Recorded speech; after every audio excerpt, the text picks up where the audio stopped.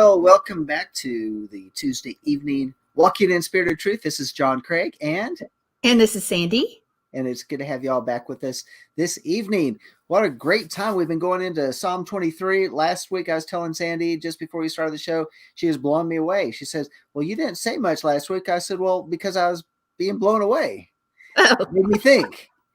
Well, that's good. That's what we should do. But always remember, every teacher, every preacher, everything you hear, do not believe a word without going and checking it out yourself and pursuing it that way, because you are the one that is ultimately responsible for your life and your faith. So always remember that. We are going to continue this journey in Psalm 23. But I did want to say this. If you've missed the last couple of weeks that we've been going through Psalm 23, go back and revisit those shows and get caught up. I mean, it's just really good I say really good information. No, it's really good study.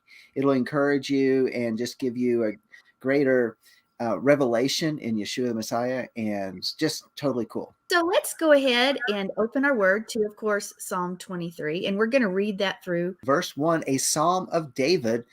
Yahweh is my shepherd, I shall not want. He makes me lie down in green pastures and leads me beside quiet waters or still waters. He restores my soul. He guides me in the paths of righteousness for his name's sake. Even though I walk through the valley of the shadow of death, I fear no evil, for you are with me. Your rod and your staff, they comfort me. You prepare a table before me in the presence of my enemies. You have anointed my head with oil. My cup overflows. Surely goodness and loving kindness will follow me all the days of my life, and I will dwell in the house of Yahweh forever. Now, I want to say this, that you need to memorize this psalm. If you don't already know it, you probably do know it, but you need to memorize this psalm as well. I was working on it today with my granddaughter. She's 3.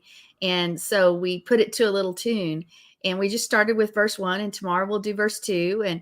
And she all day long, she was saying, the Lord is my shepherd, I shall not want. She was walking around the house, and then she had arm movements. That has nothing to do with the show, but memorizing that word is so important. It's storing it up in our heart. Now, when we see the Lord is my shepherd, I shall not want, we're going to go into that word some tonight. Want, or is it lack? There's different words for different translations, but in our modern day vernacular, we have a different idea between want and lack. Lo eser. Now, before we do that, I shall not want, it really causes us to think all the way back to Genesis 22:14. So I want to go back to Genesis 22:14, where we see Yehovah, or Yahweh Yireh, our provider. So let's look at that. All right, Genesis 22:14 reads, Abraham called the name of that place, Yahweh will provide. As it is said to this day, in the mount of Yahweh it will be provided. What is the relationship between provide and lack or want? Does that mean that we won't lack his provision? Well, I believe that he completely understands our needs. He also knows our desires and wants, but he completely understands our needs. But here we have Abraham said he is our provider. Yahweh Yireh, Yehovah Yireh. So do we truly believe that in our life? And do we act upon that? Do we act that out? Or do we see something less than that? Do we see ourselves as the provider, where we want and maybe we think we lack? I don't know. I think we need to consider those questions as we continue with the study. Lo eser. Here we have, I shall not want. If we think back, we think, well, Yahweh rewards the righteous and punishes the wicked. Yes and no. I mean, we see that rain falls on both the righteous and the unrighteous. Yes. Okay. So does this really play into the meaning? I don't know. Maybe it does. But if we follow his direction, if we follow his instruction, if we follow when he says, go this way or go that left way with that still quiet voice, then he says we're not going to lack. We're not going to want. Now, we don't like it all the time, but that also means within that lack and in that want that he will correct us with that rod. when we are disobedient, we get corrected, and we may think that causes our lack in one, and maybe there's an end result in that, but in that is also a course correction. He does it because he loves it. Doesn't it say he disciplines those he loves? But unfortunately, we get lost. Pastor John, do we ever get lost along our journey? Yes, because sometimes I'm just too stubborn to ask for directions. Amen. Okay, besides the actual quote from his own mouth that everybody here is witnessing, spiritually, we are the same way, because we choose a direction and it's not the direction we're supposed to go, but yet we stubbornly say, I'll have it my way. Or we convince ourselves that that's the direction he's taken us. And unfortunately, we stumble and we fall. Now, we've got to remember he loves us, and he's going to come find us, because what does the word say? He will leave the 99 and go after the one. Now, we may be broken and we may be ashamed, but he's going to bring us back. Now, here's the kicker, is that he's not going to drag us back kicking and screaming. We have a choice. We don't have to go back. We can stay there and play in the mud.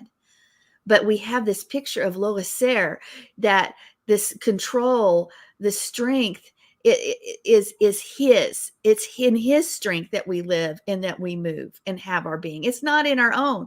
We lack everything, but it's his strength within me that will cause us to prosper, that will direct us, that will feed us, that will take us to the green pastures, that will give us a drink, that will protect us when we're under his care and we don't need to fear, when we're walking in his way. But there's times we don't. We actually run. We run away from Yah. We run away from his direction, just as we just spoke of, and we get lost. We lose our purpose and our direction and our vision, or we say, my way's better. We ultimately think that we provided for ourselves. And that's just not so. Gorge ourselves with the things of the world, thinking those things are going to satisfy. We want. And so we actually, especially here in the West, we live in this abundance, and our spirit, our soul grows weaker or fainter, and we keep getting fatter and fatter and fatter because we're living in Egypt.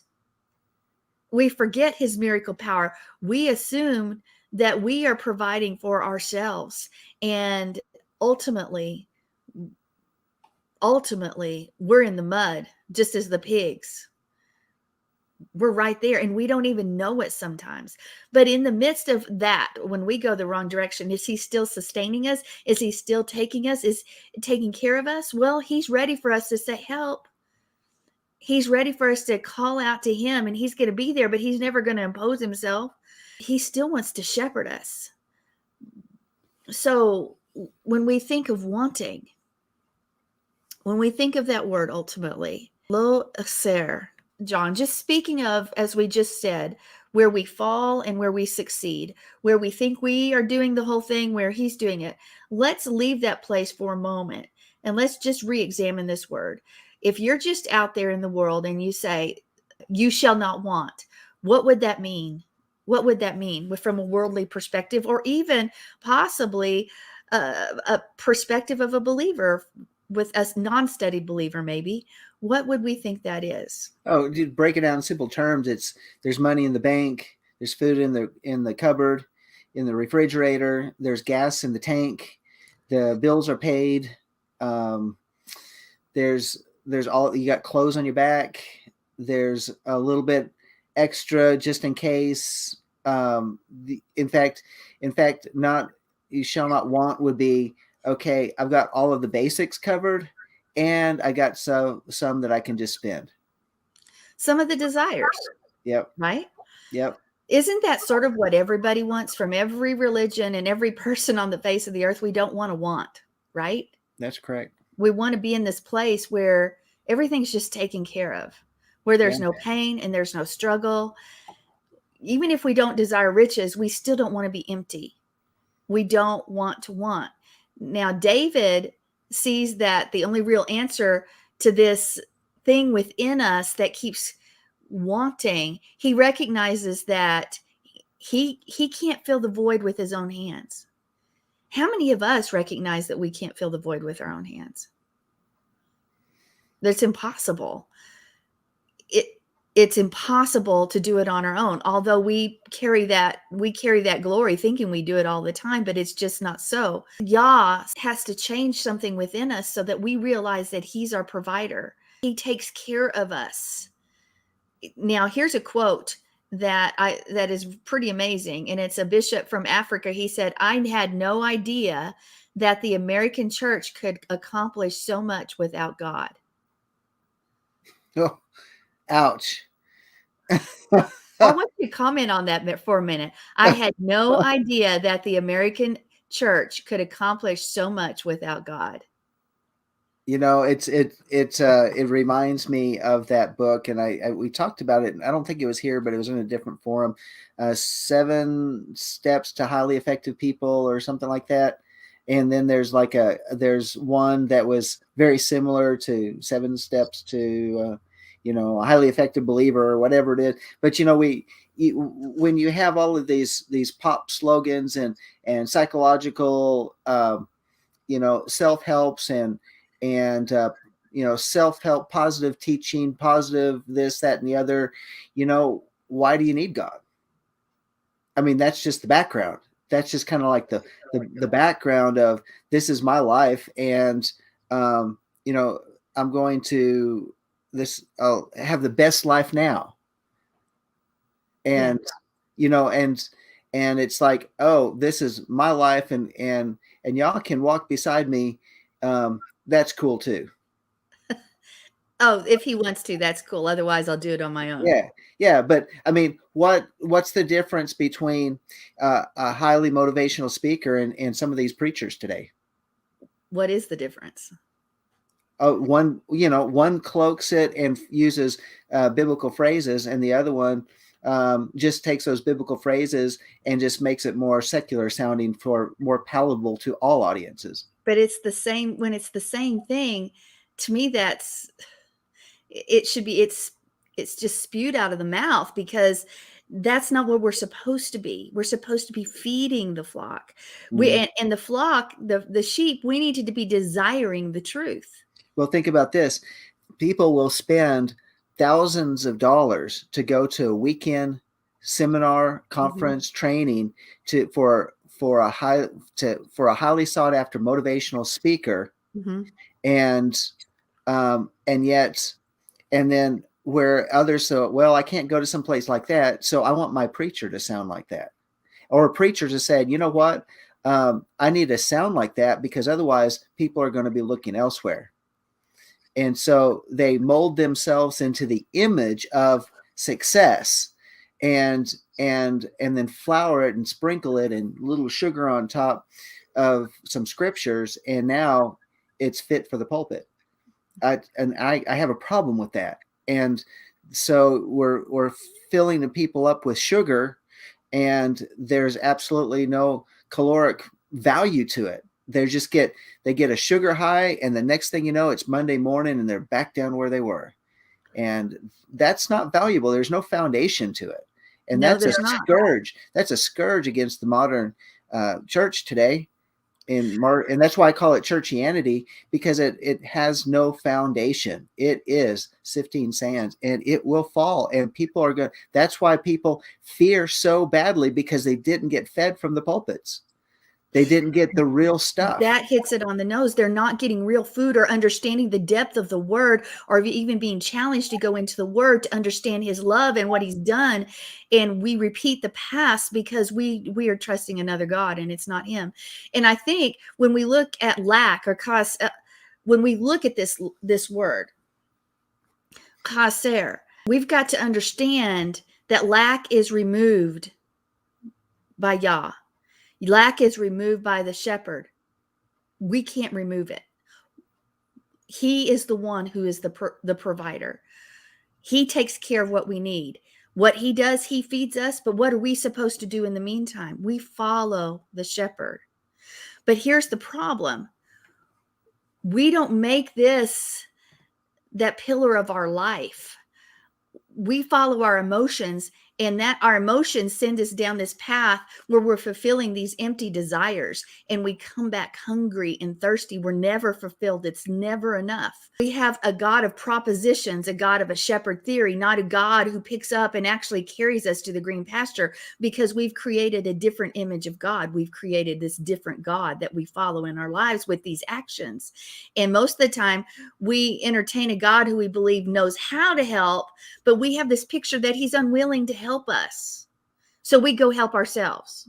And why should he help us if we say we can do it without you? We don't need you. We got this, man. How do we even make room for him to provide? Because he truly knows what we need. He truly knows. We may think we want this or this or that, but he truly knows what we need in our lives. But we fill our lives so full of ourselves and what we think that we don't even give him room to provide and perform his miraculous power and let it manifest in our lives.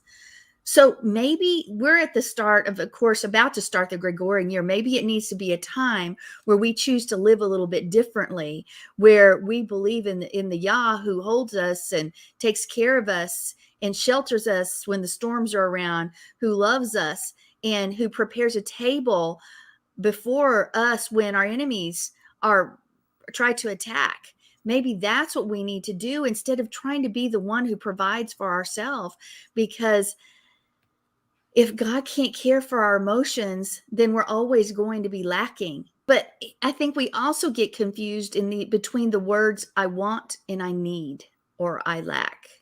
Would you say that's the case? We don't truly understand that, because do you see a difference between what I want and what I need? Because the different translations say a different word. I Or no, what I I lack.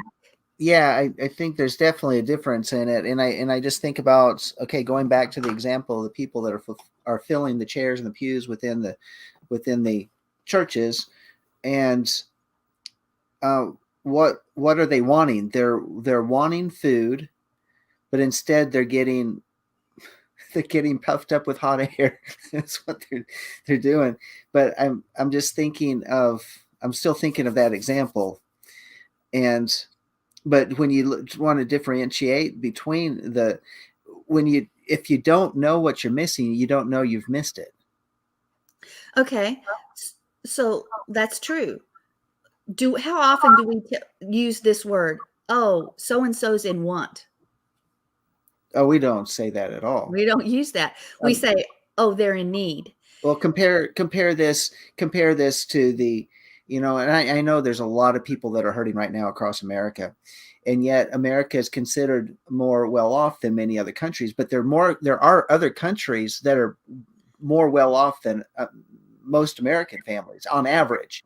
You've got some of these countries like the standard of living in Japan is higher than here in the United States. And I don't want to be just talking off the top of my head, but I'm thinking about different. I think South Korea has got a pretty good standard of living, but if you compare that and you take them now to the mud villages of Africa, those people would say their definition of want versus even need are two different things compared to Americans. They're happy to just get a meal and some fresh water. But you watch those families, and this is their way of life, and so many of them don't know what they're missing in our Western world. But some of them never seen a cell phone, some of them never seen a movie, they've never seen television, or some of those people, but they're happy. Mm-hmm. They're not carrying the weight. They don't know that. See, we would say, oh, no television, no cell phone, no modern conveniences, no indoor plumbing. Wow, I'm really in need. Okay. But I they're not. agree with you. So what does David mean when he says, I shall not want? Does he mean he's never going to have any needs? David didn't have any needs at all? No, No. he had needs. We look at the New American Standard says he will not be in need. The Amplified says, I shall not want. But then the Amplified paraphrases this, or says, I shall not want to feed, to guide, to shield. So it qualifies it. Do you think Yahweh qualifies what we shall not want or what we shall not lack? I don't think so. Now, actually, the New International Version actually has the closest of those modern translations to the correct word, which is, the Lord is my shepherd, I lack nothing. That's actually the closest to the meaning in the Hebrew.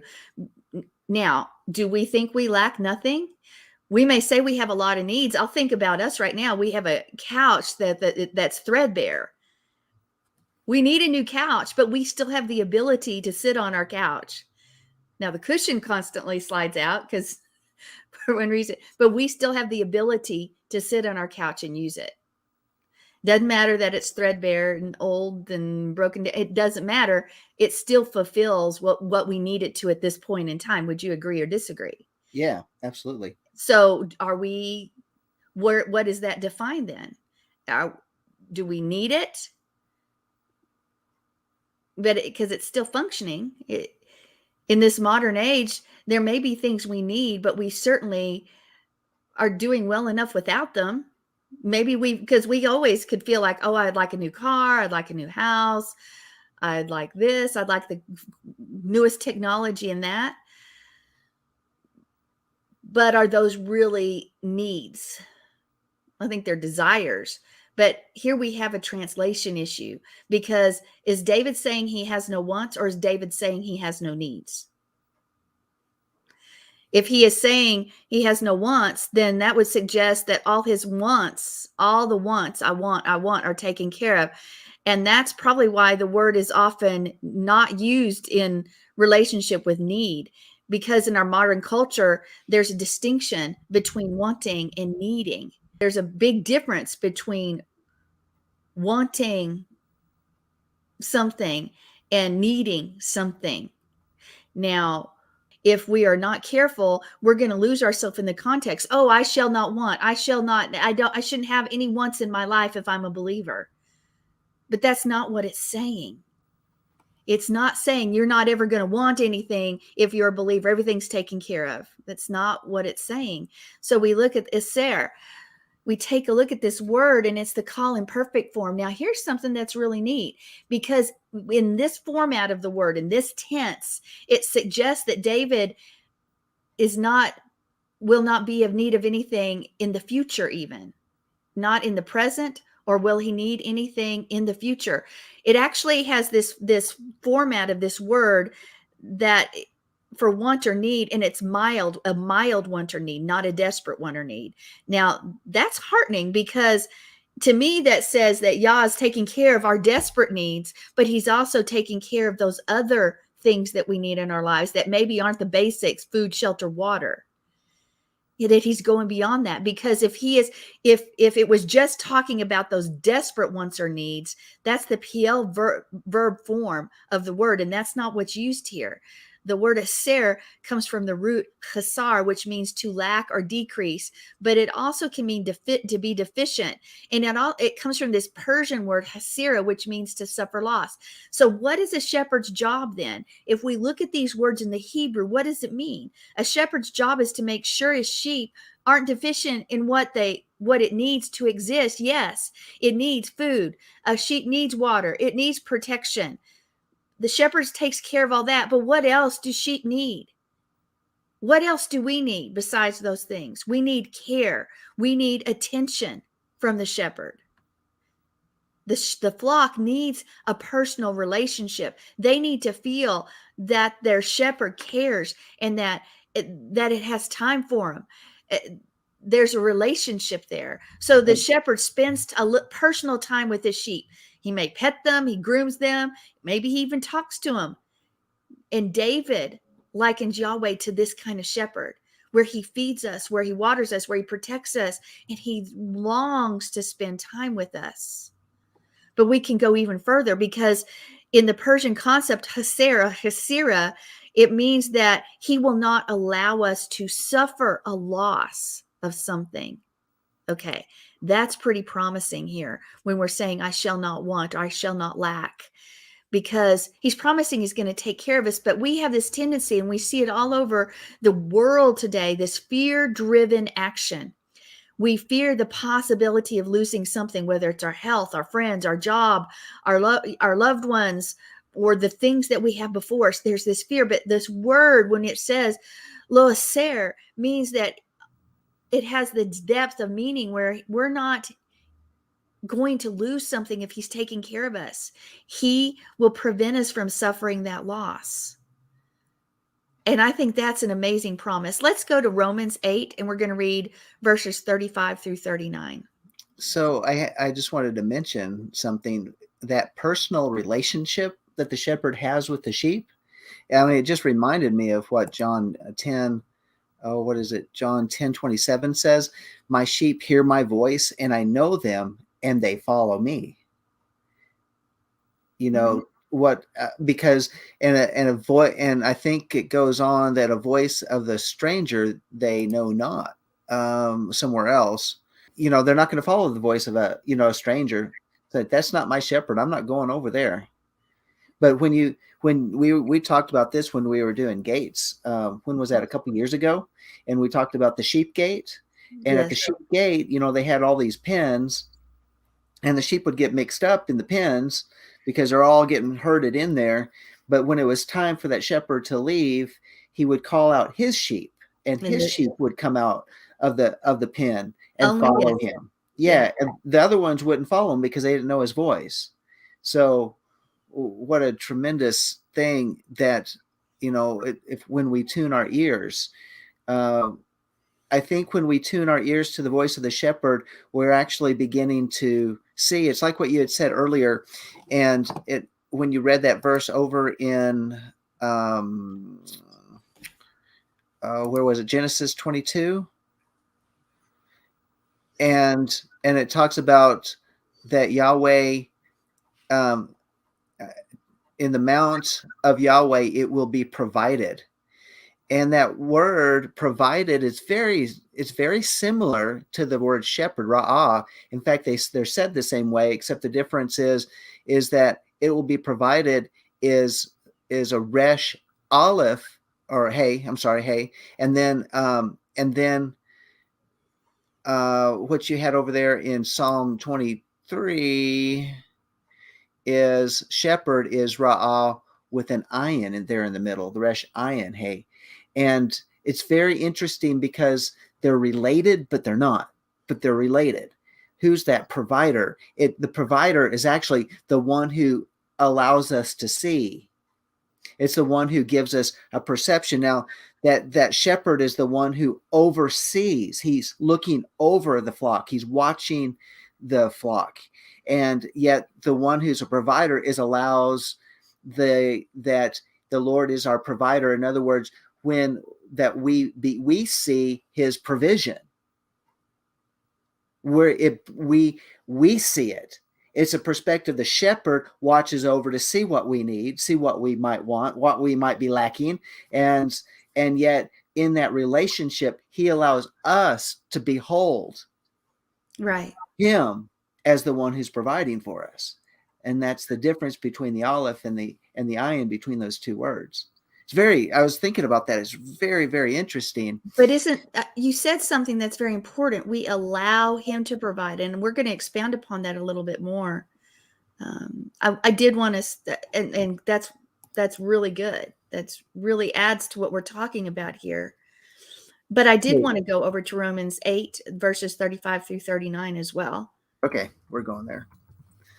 So All right, so hopefully, Romans 8, 35 yes. through 39 reads, "Who will separate us from the love of Mashiach? Will tribulation or distress or persecution or famine or nakedness or peril or sword? Just as it is written, for your sake we are being put to death all day long. We are considered as sheep to be slaughtered. But in all these things we overwhelmingly conquer through him who loved us. For I am convinced that neither death, nor life, nor angels, nor principalities, nor things present, nor things to come, nor powers, nor height, nor depth, nor any other created thing will be able to separate us from the love of Yah, which is in Messiah Yeshua, our Adonai." I want us to think about that statement. Paul wrote that. Shaul wrote that. And think about who he was before. Before. Because before he met Yeshua, he was rich. He was well respected by his peers. He had a position in the Sanhedrin. He had everything anybody could want in the first century, and something shifted overnight. Overnight, he lost all of those things, but he had something that he considered far more important than all of the rest of the stuff. And he had the love of Yeshua. He had the love of Yeshua. So as long as he had that, he didn't fear losing anything else in his life, because nothing else mattered when you compared to that. Because if you had one thing, he wanted that relationship. He wanted that relationship with Yeshua. So if you think about it that way, Haser can be rendered as both one and needs for the love of Yahweh. Because that's what we want and that's what we need, specifically more than anything else. And that's not going to be taken away from us. We can walk away from it, but it's not going to be taken away from us. We can be like sheep and fear nothing, so long as we have this insight of who our shepherd is. We fear nothing. So David, when he's looking at this, he's not speaking necessarily about my wants. He's speaking about lack. What he lacks, it's an expression of his an inability to provide for himself. We can provide for ourselves nothing. If our God is simply a God who gives us what we want when we want it, then what do we really worship? Do we worship a God, or do we worship an idol made in our own self-fulfilling image? Which is it? That kind of God is really me. We can disguise it in all sorts of words and convince ourselves it's something else, but we're really our own God. And that's what our society really proposes today. In anyway, is that you are your own God. Make your way. You make your way. But in our actions, we think we have to make our way anyway. So any God that we treat as a means to our own end, that's not a God of the Bible. That's not a God who we follow. That's not Yahweh of Abraham, Isaac, and Jacob. Because Yahweh wants us to join him in what he wants to accomplish in our lives. Not, hey, you need to join us. He wants us to join him. And we've got to understand that he provides what we lack in order to accomplish what he desires, not what we desire. And we forget that concept sometimes.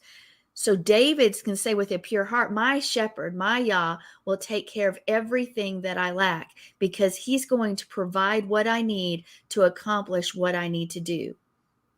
Hey, so wouldn't you say that what most people today, and I'm just thinking in a broad perspective, those people that call themselves believers, would they not be wouldn't they not have the attitude or the perspective of or not even believers? Let's put it in this aspect. Those that are not believers, is that the reason that they won't believe in the creator of the universe, Yahweh, the God of the Bible, the God of Abraham, Isaac, and Jacob, is because that image doesn't fit well in their life. That image does not fit there. They can't shape that image to fit their own plans and purposes for their lives. It doesn't fit. So why do I need that? It doesn't work. And therefore so anything they latch onto. So whether it is they're following after Buddha or Muhammad or even in Christianity, molding a Yeshua that fits into their image, it is if the image of their life begins to fall apart, then the image of their God may not have a place anymore. And so then you have apostasy, because, the God of the Bible the God of the Bible let me down, but it's not that, but the God that they made from bits and pieces of the Bible actually was what let them down, because that was a different God. Yes. They created the God in their own image. And so the image that fits into my life, but what happens when a tornado comes through, like what happened in Kentucky? Is that God is strong enough to carry them through devastation? And I mean, that is, or let alone they lose their job. They're standing up for what they think is right, and then all of a sudden everything's pulled out and there's nothing left. There's sickness and death in their family, or the family falls apart, drugs in their kids, whatever, and all of a sudden the God that they were putting their trust into, because it wasn't the true shepherd, all of a sudden their image falls apart and they become bitter and resentful and they walk away and apostasy takes place. So, I just think about some of these things. What image do people do? We can quote that scripture in Romans, but if it's of the wrong image, oh, that's the good, that's a nice, good, feel good thing. Nothing can separate us from the love of God. But is the God, the love, is that the God of Abraham, Isaac, and Jacob? And Right. do they know who that is? Have they perceived and beheld who he is and then conform their image around him, or did they pull him in to try to conform him into their image? That's right. But when we do serve Yah, truly serve him, when we serve the God that David worships, he is the one who provides all that we lack. But guess what we lack? We lack everything. Because in and of ourselves, we can do nothing, and we've provided nothing. We come into this world how? With nothing. Naked. How are we going to leave this world? With nothing. Right. So Yahweh provides everything between point A and the end point. Between those two events is what Yah provides, his gift to us. In fact,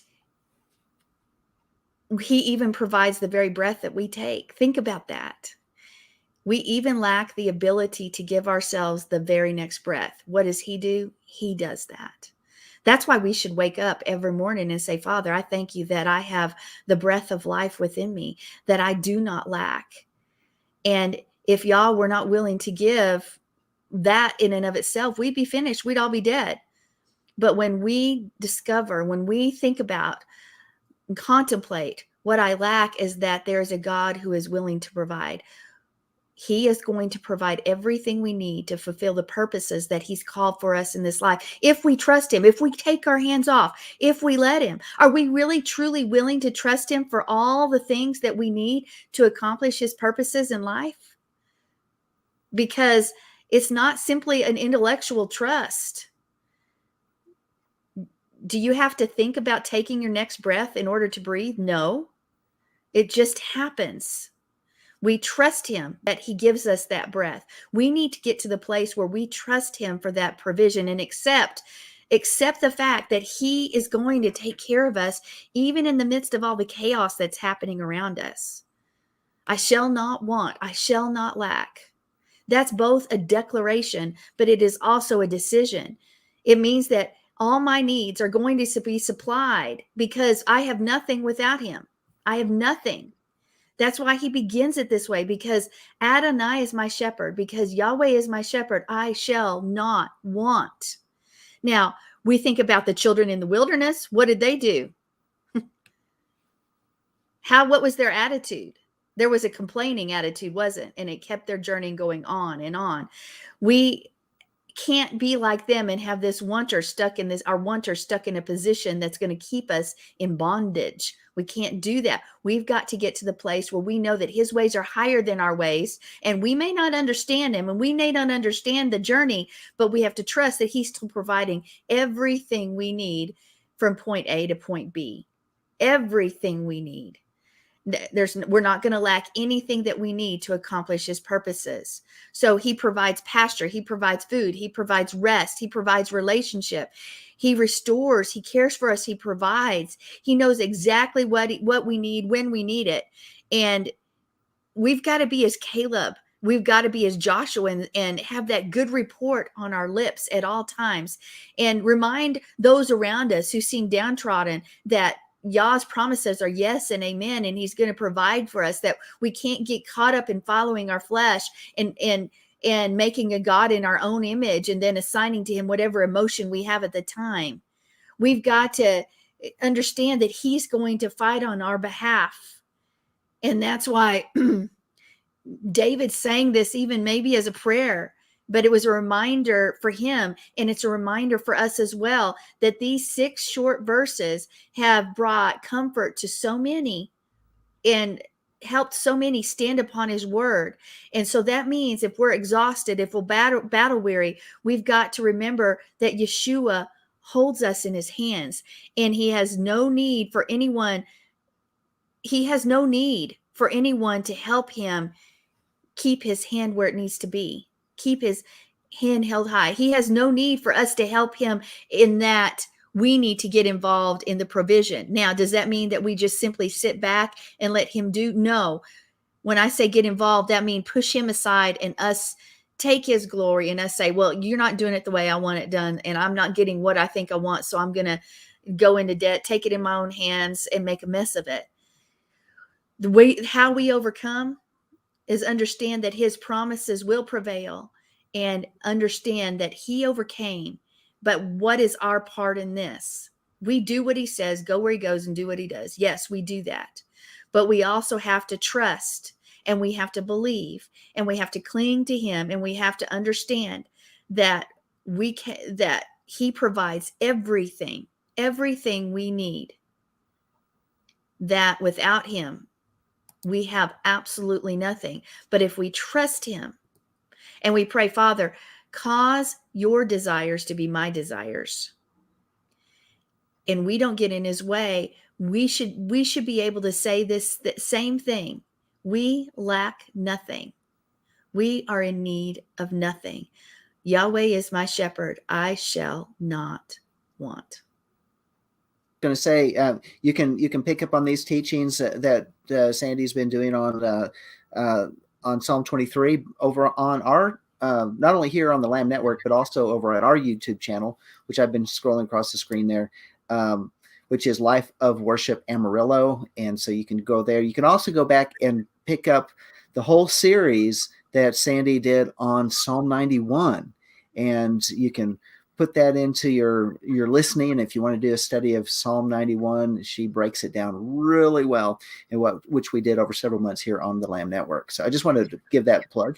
We will have the Craig Report, by the way, following this. You can catch us over on the Lamb Network and also on Twitch. And in fact, on the lambnetwork.tv, at the very bottom, you scroll down the bottom, you actually have the Twitch feed, and you can go directly to Twitch from there if you have some buffering problems on the Lamb Network. So I also want to say, please be aware that we do want partners with us, partners in prayer, but also if you'd like to make a donation to the ministry so that we can keep on doing what we're doing, it would be greatly appreciated.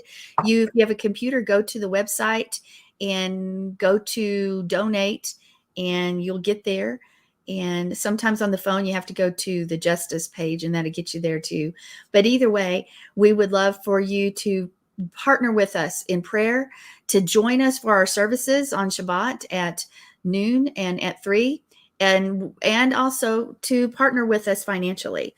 And I want to tell everybody out there that normally joins us for our regular services at 3 o'clock Central, we are only having our Torah portion this week, and that's at noon Central time on Shabbat. So go to our YouTube channel and join us there. We'll resume for our normal services the following week.